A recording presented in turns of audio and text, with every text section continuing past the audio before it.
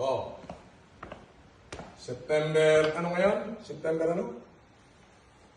September 10, mga kapatid. At lahat ng mga supporters ko, mabuhay kayo. At tapos na po ang hearing natin ngayon. Anyway, ito, idol natin to. Anyway, lahat po ng mga humihingi ng tulong, wala na po ako sa YouTube, wala na rin ako sa Facebook. Huwag ho kayong maniniwala dyan sa mga nagpapalabas ng live ko sa Facebook sapagkat yan ho ay re-upload at walang katotohanan. Ngayon, kung gusto nyo hong makahingi ng tulong, pumunta ho kayo sa TikTok, abangan nyo yung live ko tuwing alas 7 ng gabi hanggang alas 10 ng gabi. Araw-araw ho yan, Monday through Friday.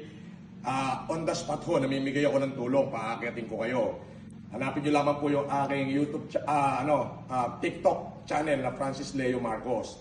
At syempre, pag Sabado at Linggo, alas 4 ng hapon hanggang alas 9 ng gabi. Mas mahaba po yung Sabado at Linggo kasi weekend yun. Pero yung Monday to Friday, araw-araw po yan from 7 p.m.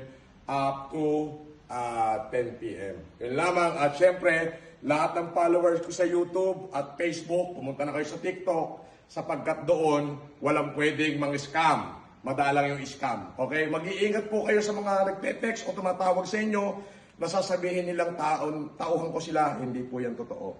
Alright? At syempre, nga pala, natatapos lang unang meeting ko with my party with regards to this coming 2025 election. Pero sinabi ko na una, politics is not my cup of tea.